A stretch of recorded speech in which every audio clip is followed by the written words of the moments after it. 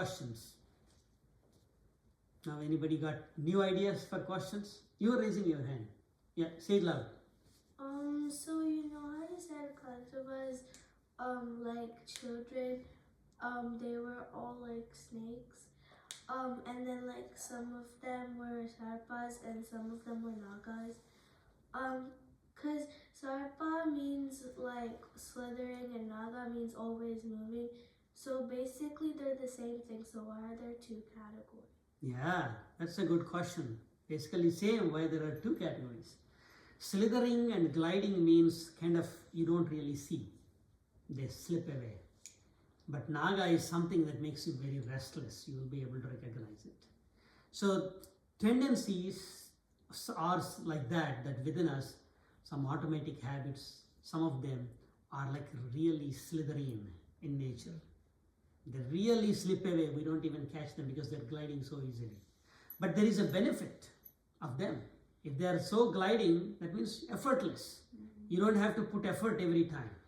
So you make some activities as your habits so that they will go on by themselves. We really don't have to. They keep on moving. They keep on rolling. But there are other things that will make you restless because you're constantly chasing something. So that would be naga. Yeah, that's a good question. So any other you want to ask? Yeah. Yeah. So if Kadru, Shil and they all have split tongues, Why are they not Daityas? yeah, why are they not Daityas? Yeah. So the difference between Kadruva, Naga's Dvijihva and Diti's Daitya is that Diti is me and mine, always me and mine. Me, my enemy, me, my friend, me, my house, me, my money, everything me and mine. So that will create one type of distractibility into the world and also treating the world as a pleasure house, and you're constantly preoccupied acquiring my things, my things, my things. But whereas in Kadruva, you have ability to gain victory over the pleasure. Because what happens, the moment you get the pleasure, that's it, you became victorious after that. So you can stop the track there, or it can deceive you. So the deception is there, but ability to become victorious is also there on it. So how do you become victorious? Let's say you like Rasgulla, you ate it, you got the pleasure. How did you get victorious? Because that need was satiated. Yeah, you got your Rasgulla. You got what you asked. So you can gain victory. But there is much deeper level of victory required. Just Naga victory is not enough. Naga will always make you sliding. Okay. So now how can we use Kadruva as an ally? What is, tell some of the Kadruva tendencies within us. Can anybody tell? Give some examples. Yeah, you say. Like we want something to eat, but when we want like one specific thing to eat, but then when we go into the kitchen, we find other things. So we don't take what we want and we just take other things. Take other things. Okay. So that's one example of Kadruva. Yeah. Okay. Something with pleasure. Sometimes, like. Can you expand this? Actually, this is a good point, but not to a small example, but to a bigger example. I think goal, like, Yeah. goal orientation. Right, goal. You cannot rush towards goals. You can rush towards food, that's okay. It's not a big problem, but you cannot rush towards goals. Like for example, you want to graduate and get a good job, right? Some people rush. If building a relationship, some people rush, fools rush. So fools always rush because they can't wait. So that is the Kadruva tendency is to rush. Kadruva's tendency is to go for one thing, but you did not find that, but you have something else, you rush towards that, as you said. That is also a Kadruva tendency. How can you use that as an ally? How can you think of a way to use that as an ally? We could think of it as a way to utilize patience. Yeah, that means you have to team up Kadruva with the Vinata. Yeah, you have to team up that with Vinata. That's how, Because the rush, you want to have that rush, otherwise there is no drive, right? So you have to keep that, but you have to use vinata as your carrier for that. Yeah? Maybe you could also think of it as a way to multitask. Multitask, yeah? How? Because if you were going to do one thing, but then you're like, oh, I also have to do this, you could get that done and then also do the thing that you were originally planning to do. Okay, do you mean that break the big task into smaller ones? That's a good point. That's the way to take advantage of Kadruva. So if you have a big goal, you break it down into smaller goals and you rush for each one of them. Rush means it's not like a really rush where you're losing your stuff, you're failing, but you have to get it on time. And a lot of people employ this technique. So you take the big goal and break it into small ones, and you will never fail. You will always go towards it. Yeah.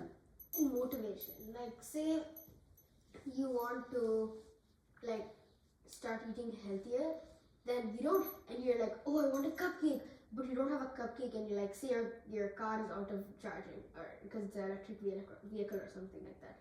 So you don't have cupcakes at your home. So you go to get a cupcake, but you can't find it. So you take like another thing that you can find. Nuts, say nuts. Yeah. Like that. It's a better choice. Yeah. So you can use it to defeat itself. Yeah. To take a better choice. Yeah, that's a good way. Excellent. What else? So, okay, we talked about Kadruva quite a bit now. How will you use Vinata as your ally? And what are the most important? I said some humility and patience, but can you give some examples and tell me how Vinata is playing within us? What is humility? Anybody have any I ideas? think humanity is like able to admit, like able to have patience and actually admit, like be truthful to yourself. Yeah, yeah. So humility, true humility comes with true understanding. There is false humility. You might have seen a fake humility. So people say, they're very good. They say, oh, I just do my whatever I can do. And they will try to act more humbly than necessary. If somebody who is an excellent author, who is published Pulitzer Prize winner, come and say on the stage that, I just wrote whatever I thought, they liked it, I didn't do much. If they say like that, what do you call that? It's False humility. So false humility is a trap. You have to understand what your strengths are, what your weaknesses are. If you know all those things, then you know that you have certain weakness here, you need to build strength. You have to stop and think about it, build it patiently. So that is the right kind of humility. When you understand what our weaknesses are, then we will approach the right helper, maybe a teacher, maybe a guru, or maybe somebody, and say, I have weakness in this aspect and I want to train under you and get better. So if we don't solve this early on, so that's why humility is necessary. Vinata means somebody who bows down, meaning that understand that this is where I belong. This is what I must do now. This is what I have now. So I have to accept that and proceed. So humility, how do you develop humility? By understanding Your weaknesses. ourselves, our weaknesses better and our strengths better. And when we know our strength better, somebody has patience, is their strength. So they have to use patience to overcome some of the weaknesses. Some people do lots of hard work. They might have some challenges. They have to use that hard work to overcome those challenges. Some people cannot let go of something in their mind.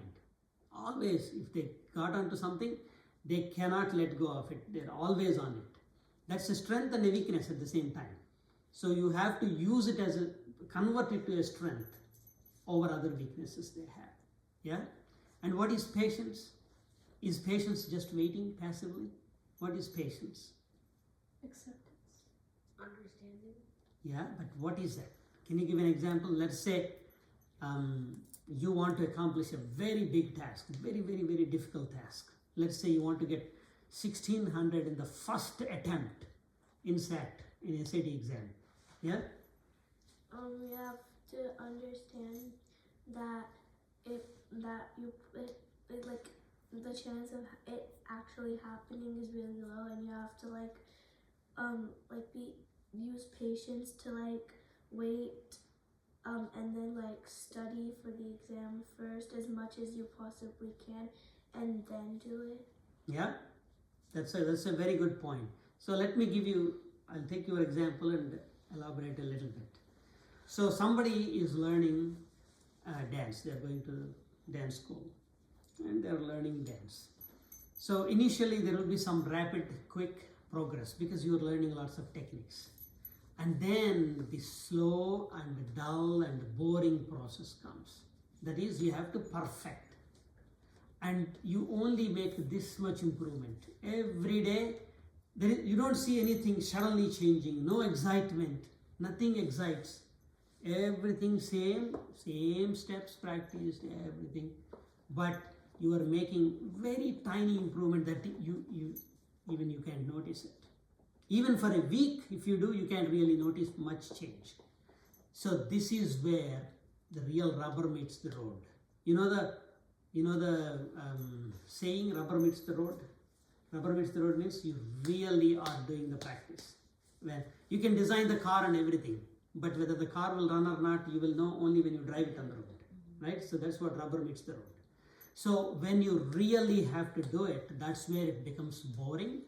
That's where impatience comes in. Have you ever, anybody experienced that? You have to do years and years of practice to gain this much of improvement. You experienced it? Yeah? Examples? You want to give an example? You want to give an example, son? Probably just in school. At the start of the year, you learn a lot, but coming to the end, that you're so used to everything, then It becomes boring. Yeah. Yeah? Have you experienced it boring in your dance? Yeah, because at the beginning, when I first joined dance class, I was learning all of this cool stuff, but now I do the same stuff every single day. Yeah. So for me, it's from 1st grade to 5th grade, why are we still doing adding fractions? That's basic math. And then we're learning in the beginning of 6th grade how to multiply using place values and how to subtract place values. That was 5th grade. And 6th grade. Yeah. So that's It's so boring. And I know I've got it all nailed down, but then I realized for science, it's same thing, matter over and over again. But then you have to realize that CAS testing in science is the major test of science that we have at the end of the year. And then it's to make sure all that knowledge is packed in your brain. It's there. So then in 6th grade, we're starting new things, learning new cool things cells and and then again in 8th grade we're gonna have to learn the same thing again and again until it's packed in our brain and then we do some test. I've been doing dance class for 6 years so far. And I've only been in the 2nd composition. Yeah, that's okay. Slow and steady wins the race. You also hare and rabbit and what's it? Tortoise. Hare and tortoise. Yeah. It has been, if I should say, 3 extremely gruesome long years of not really making any progress and living under a big old shell. And if I can finish off this high school, then I can do much better things in life. This is where Kadruva is acting against us, rushing. And how do we, so patience here, the real definition of patience is when you feel boredom, you have to understand, not by others' help, you should know how to deal with boredom. How you convert boredom into strength building, capability building. So that's what Vinata did. The egg is hatching. What does it mean? She's going through a very boring phase and slavery, drudgery, all that stuff. But egg is growing, slowly building. And once it is ready, how powerful is it? Very powerful. So in the same way, when we are developing strength, this is where real patience, real Vinata comes into picture. It might appear boring. Some tasks are very boring, repetitive. But in those things, you have to really bring the gold out of it. And Garutman has golden wings. That's why he's called Suparna. His wings are gold color. So you have to make everything gold. You are given some clay. You have to polish it. So this is very important because you all go to take SAT exam. So a lot of people, when they first take the SAT exam, they get 1100 score out of 1600. They say, oh my goodness, I'm getting lots of less score, and they go and join some tutoring or something. But with tutoring for 6 months, all you can improve is only 100 points. But where is the real work? You have to build from now. They cannot add real work with quick fixes, with quick rushes. You will never be able to build the real strength. Real strength will be built when you put every minute. It's boring, but you have to learn to deal with boring. And learn to dealing with boring again connects to one of the core values, that is delaying of gratification. If we don't delay gratification, what happens? Who will come and bite us? Kadruas. Children will come and bite us. So humility requires understanding what our weaknesses are, what we need to work on.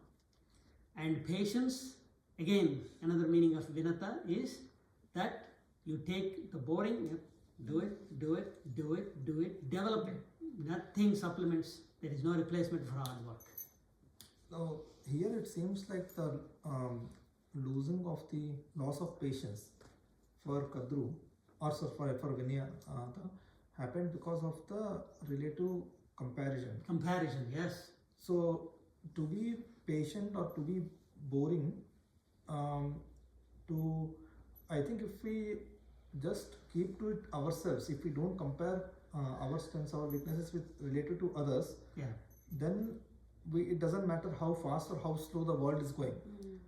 That is very difficult to achieve in the social world, when you always are looking for others, where others are, right?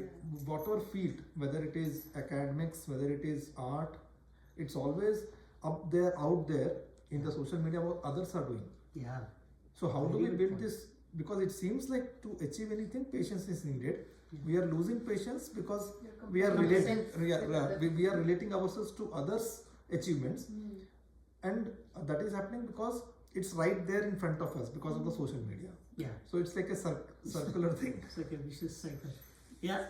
So and if you see your friends are taking all college courses, if your friends are signing up for all kinds of things, then you feel, I'm not doing anything, I should sign up for all these things, I should take all the AP courses. And if you overfill your plate, and if you don't know your own strengths and weaknesses, then what happens? You get all Fs. Yeah, you get all Fs. So that is bad. So that's why if we don't want to compare ourselves and rush ourselves into anything, we need to know about our strengths and weaknesses. So we have to accept ourselves. We have to love ourselves. First of all, we have to love ourselves. We have to know our strengths and love them. We have to know our weaknesses and accept them. And then you will have that steadiness. Otherwise,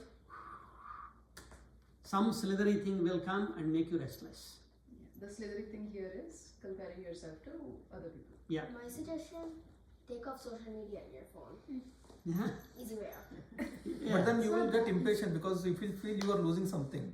You feel like you're excluded. Right? Then maybe it's like patience, but kind of practice. You have to Or keep maybe- it, but still develop patience. Or maybe you can take a green screen behind you and then take a photo and then pretend like the screen is like, Can I say like one the thing? beach or something like that. Can I say one thing? I know that social media may be very deceptive and malicious and malefic, but still, perhaps for those who just might like it, just shut it off for 1 year. Just do nothing for the year. Just take some time to relax, and the next year you start jumping. You start running like a headless chicken again. It's not just social media, right? I mean, there are social interactions so that many we are things. doing. It's not just social media looking at what other people are doing in another country or somewhere else. Even day-to-day social interactions also will, Yeah. will There make us are Or some maybe- inherent traps. in certain fields there are inherent traps. For example, if you are learning an art form where it requires you to be on the stage a lot, there is an inherent trap in that. Similarly, social media has an inherent trap in it. Can you tell what that inherent trap is? Your success does not depend on your deciding, it always depends on others deciding. Exactly, that is the trap in social media. Other people tell you, oh, you did a great job. Or Yeah. The likes, You the get likes, likes. followers. Likes Yeah, and like followers. in social media, when you see that person, they're like enjoying on a beach in Hawaii, you should think that maybe like my way of interpreting it would be like, okay, they made it to Hawaii. If I want to go to Hawaii, I need to work harder on what I'm doing in my job so I get more money so then I can go to Hawaii. you don't have to go to Hawaii also. You can just sit home and watch TV, or you can just that could be your idea of pleasure, is sitting at home and watching TV. Everybody has their own That's yes, So- their own way of enjoying. Yeah. When there is an inherent trap like that, what are we actually doing? Yeah. What I mean, are we- the same example I was thinking, the other person can get discouraged if nobody is liking the pictures. Because thinking that why did I go to Hawaii when nobody is even looking at my pictures? See, that's the other way, right? You are thinking that person is happy, but unless if he is not seeing any likes on his photos, he will say, oh my god, why did I go there? It's like that's instant gratification. Yeah, and that's a comparison. Yes, that's Right, so that's where we are talking about. If as long as you keep comparing, whether I'm not getting a phone as then I'm you're 6th standard, not getting a look phone. into, appreciate but do not compare. Yeah. Appreciate but do not compare. Yes. Hey, have you heard the word self-esteem? Yes, Yeah. What does it mean? it's like Is it believing in yourself, like knowing that okay, I'm enough. yeah? I don't need to be anything other than myself. I'm good. Is that self-esteem? Okay. We'll tentatively hold it. Yeah. Confidence. Confidence. Yeah. Yeah. Any other definitions? How do you build self-esteem? I think everyone has an inherent way of judging others. So I think esteem is like whether you are yourself living up to that code. I think basically you build self-esteem when you are yourself. In the mirror that you compare, like you say someone is great, Yeah. then you should be like that with yourself. So Right. you are slipping away, then you don't have self-esteem. So correct. So self-esteem really is Can it be like ego? it can build to ego if it goes in the wrong way. Yeah. It could be like self-preoccupied and ego and totally, pride and all those things. They will come into picture if it goes the wrong way. But esteem means that we respect ourselves. We hold ourselves to a goal, we meet the goal, then we develop respect for ourselves. If people have lots of guilt, for example, will they have proper self-esteem? No. If people have lots of pride about themselves, do they have proper self-esteem? No. So self-esteem comes from a proper, good appraisal of your own capabilities and your own weaknesses. How will you have self-esteem? For example, you have a strength. Say you are a good painter or you artist. How will you have good self-esteem? Appreciating and acknowledging that you're good at it. Let me give you 3 examples. Which one gives you self-esteem? Say that. You may draw some painting. I'm not judging about how good it is. But your parents and everybody said, oh, so beautiful, you're so natural artist, this and that. So much flattery was poured onto you. Case 1. Case 2, you drew something, it's in a classroom, and you were taken there, and all the paintings were evaluated, and first prize went to somebody, second went to somebody, third went to somebody, consolation prize or whatever, participation, mention, but honorable mention went to somebody. You're nowhere to find. The second case. Third case, you have drawn this so many times. You won some prizes, you won some accolades, sometimes you were not. And you have a track record. You know what you painted, you know what you got. So which one builds proper self-esteem? Third one. Why? Because it has a decent balance of gratification and things where you are backlashed so that You have a track record of yourself in front of you. You built, you know what leads to success. You know what your weaknesses and strong points are. You know what takes you to failure. So it is important to build a good track record for yourself. You have to have examples to back up your confidence. That's why when you write essays in colleges, you say, I have done this, I have done this, I have done this. Based on all this, I think I can be successful in this engineering program. So that means you are demonstrating with evidence. You have to have your own evidence for your successes or for your failures. That will build a proper self-esteem. When you build a proper self-esteem, you know all your strengths, you know all your weaknesses. But the trap in some of the things, social media and some of the art forms, I said, what is the trap? External validation. External validation. You are pending your self-esteem Based on others. somebody else's. That is the trap. You have to be really aware of that trap. And that's the reason why the depression rates, all these things are very high in people who are in modeling, those kind of careers, right? Yeah, acting, actors, yeah. So why? Because everything is pended upon others. If the external validation doesn't come, they're worthless. If it comes, they're golden. That is not the way we should be. You are the judge. You have to have your bar. You have to draw your policies. Like you have to say, this is success in my mind. This is failure in my mind. And you say, okay, did I succeed? Did I fail? So this is strength in my mind. This is weakness in my mind. Is that true? Is that strength real strength? Or is that weakness real weakness? So you should have a total self-appraisal. If you have total self-appraisal, you will have self-esteem. What is Sanskrit meaning of self-esteem? Swadharma is not self-esteem. I know.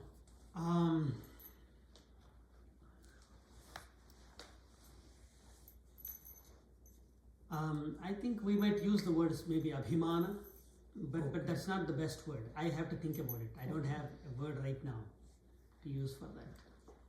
Yeah, but it's a good question. Abhimana reminds me of Abhimanyu. Yeah. So maybe that's why he was named that, because he was like, I can go into the Chakravyuha and I can defeat them all. Yeah. That's why he was named Abhimanyu. Good connection. So mana, manyu, they're very connected. They're from the same root word. But Abhimanyu never knew how to exit the Chakravyuha. He just had confidence how to jump into the pit, but he didn't even have the forethought how he could come out of the pit. No, it's like he's overconfident that, oh, I'll kill them all when I go into the pit. So when I come out, I'm like, I'm safe. I can defeat my way out. Like He went in and actually took, they all together killed. We'll come to Abhimanyu stories sometime. Then I'll tell you. We haven't entered into Mahabharata stories yet. We're only doing small other stories. There are so many stories to cover. But I wanted to go in a way that every day you have something to think about, to apply. So that's how we are going. And I think one more thing just to add to what you're saying. I know you're all students, I know you're all kids, but the goal probably right now is to get into a good college. But it doesn't end there, by the way, that's just the beginning. So in your lifetime, don't skew yourself to thinking, okay, getting into the college itself is my goal.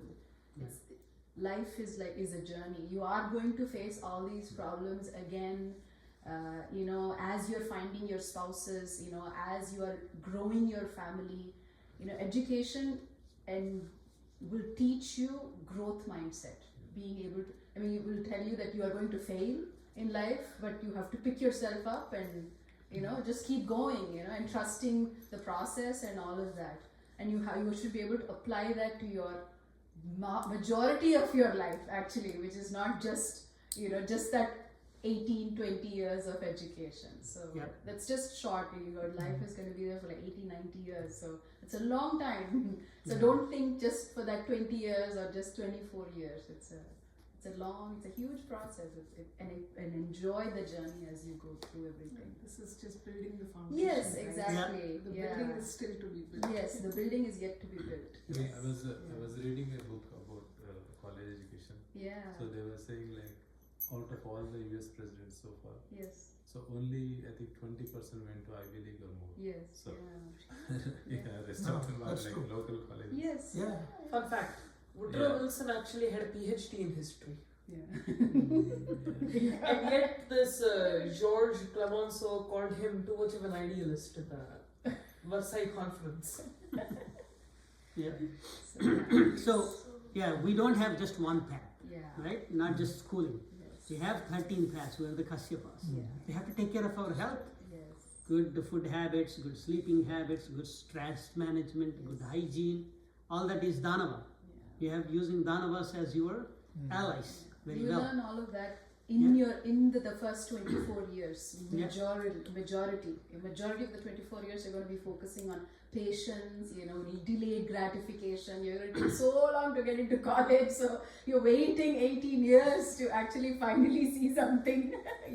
It's a long journey, and you're going to learn all of this. Yeah. And Ditis have other children. You only say only two children. But she had other children too. Anybody know their names? Anybody heard? Anybody heard the word Maruts? Maruts.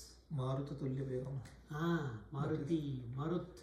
So we'll talk about Diti's other children sometime soon. But Diti's positive side we haven't seen. We only saw negative side. So Maruts are basically 49 demigods who became allies of Indra, and they represent all kinds of Vayu, like the air and movement tendencies in the universe. So we have Maruts inside us. We have to take advantage of them. So Diti's children are also very useful. So One question about this basic question about this Vinata and Tadruva. So, I mean, in the story, they are, we envision them as humans, right? So, is there any other reason that their children are the serpents, or is there any? no, they are none of them. Huh? They are neither serpents nor humans, nothing. They are actually the manovrittis, the inner tendencies within us. No, in the story, why did they end up as snakes? That's what I'm trying It's to just a symbolism. symbolism. It's just a symbolism. Because there is some common property between snakes and this endless activity. What is that? The snakes keep on moving. You will never see a snake sleeping. Always going away. Always slithering away. That's how our activities are. How dangerous some of the things that we do are. So all these things carry poison. All these restless, endless activities, they carry a poison. They might take us to a place, but they always take us to a poison. They deliver a poison to us. So even human Kundalini is also a snake, they say dormant. Right? Yeah, it is likened, again symbolized as a snake, but not as a poisonous snake though. Okay. So it is likened or symbolized as a snake because its ability, the way it flows, is like snake. A snake is actually inside a little snake anthill, right? What do you call it? Snake hill?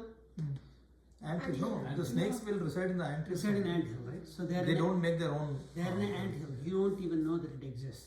But you put your hand in there and try to do fiddle there, it comes up. And it shoots so rapidly. And that's one of the tendencies. When Kundalini raises and it shoots rapidly, and it instantaneously results in 3 bandhas. Mula bandha, Udyani bandha, and Jalandhara bandha at once. And it's uncontrollable. You can't control and stop that energy flow. So there are so many other reasons why it is likened to a snake. But again, everything is symbolism. Yeah. There is verbal symbolism, there is visual symbolism. Did we do this exercise? I think we did that. When you look at Ganesha picture, an elephant, a big tummy, and all these things, that is a visual symbol. But rishis rarely gave visual symbols. They only give verbal symbols. They said Ganesha. They did not say elephant head, a big tummy, all the time.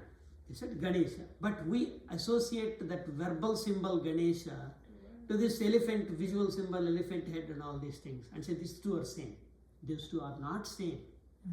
This symbolism helps here and there. But the actual symbol that the rishis have given is a verbal symbol. But we need action symbols also. Like when you are doing this Havana as action symbol. When you are doing pranayama like this, there are action symbols. When gurus sit like this, chin mudra, action symbol. When Lord Venkateswara is sitting with Abhaya, Varada, hastas like this. Abhaya is given with right hand. Varada is given this way. These are action symbols, right? Everybody has a bhangima. Everybody has a posture. Like when you look at Rama body is tilted like Tribhangi form. When you look at Lakshmi, she is sitting a Padmasanastha. And when you look at Lalita, she is Siddhasana. Everything has a symbol. Everybody wears different weapons. Interesting things. Like Vishnu has 4 hands, but in one there is a discus, and in another one there is a conch, in another one there is a mace, and in another one there is a little padma, the flower, the lotus. Each symbol, even a tiny dot placed on that, is symbolic. It has a deep symbol that we need to contemplate and understand. I think we are running out of time. Lots of good discussion. Wait, it's still recording? Oh, Krishna, you can stop it. Om Sarvam Shri Krishna Arpanamastu Gurubhyo Namaha. Hare Om. Kundalini is a symbolic representation of the creative energy that everybody has.